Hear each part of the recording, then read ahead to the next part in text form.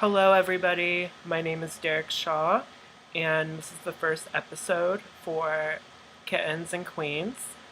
And basically, I'm going to be talking about what it's like to be a cat owner, the positives, the negatives, and things that you should probably just know.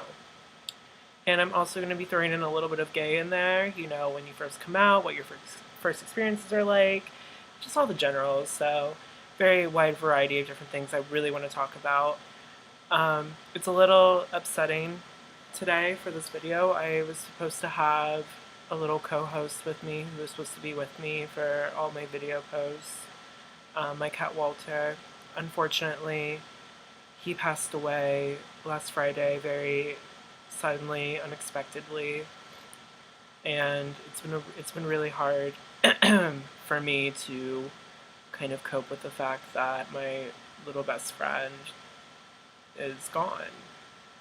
So I wanted this first episode to be kind of like a little memorial for my cat Walter, Wally for short.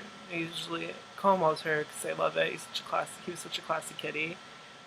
But yeah, it was very unexpected. Friday night, I got home from work and he was throwing up a little bit, and I didn't really think anything of it. I was texting my mom, and I always ask my mom for advice about anything.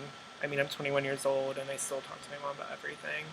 And she told me, she's like, oh, he should be fine. Just wait till tomorrow. If he's not eating or drinking water, she's like, take him to the vet and see, what's going on. So I waited, and I woke up randomly around like 4 a.m. on Friday night to find my cat, who was just laying on the bathroom floor, and he was breathing really heavily, and I instantly panicked, found a 24-hour vet, which was located in West Hollywood, and I brought him in, and apparently he was anemic, which means that he didn't produce a lot of red blood cells, and they also weren't really sure of like why he was in the state he was in, because he was in a coma. And it was very surprising to me because I've took him to numerous vets. I mean, I used to live in Chicago, and when I brought him there, everyone always told me how healthy he was. And then when I went back home to Columbus before I moved to California, I took him to my parents' kind of family vet. He said, he was totally fine. They're like, there's nothing wrong with him. Like, he's such a great cat, like, so healthy. So I just wanted to just double check before I took him on this really long journey from Columbus to LA. It's a very long drive, and I wanted to make sure he was going to be sustainable for it. And everyone said, he's so fine. And it was a completely really random thing. I'm still kind of mourning with it. It's been really hard for me. I've been trying to get over it. I live by myself, and he was kind of my little piece from home and my little support system. If you are a pet owner, or if you've ever lost a pet before, I think you can relate to me on how it really feels. It's just, you kind of feel a little empty. It's like your child. And I never experienced anything like this before. I mean, I've had a hamster when I was younger, and I knew I got upset. I was really upset about it, but this was a whole different story. And it's very shocking to me to find out that the vet doesn't even really know what was wrong with him. And the fact that I found out that he wasn't producing enough red blood cells, it was just a very sudden thing.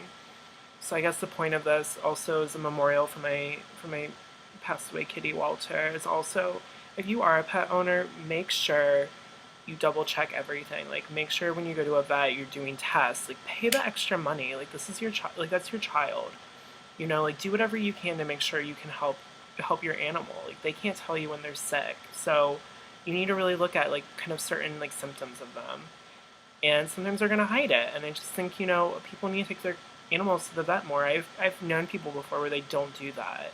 So I really just want to advise all of you, if you are a pet owner, just make sure your animal's okay. It doesn't have to be a cat, dog, whatever, just anything. Like, just do the extra tests, whatever. It may cost a little bit more money, but I mean, you expect that when you have an animal. Just make sure they're healthy, and that way you can prevent anything from happening in the future that's very unexpected. So I want to thank you guys for watching.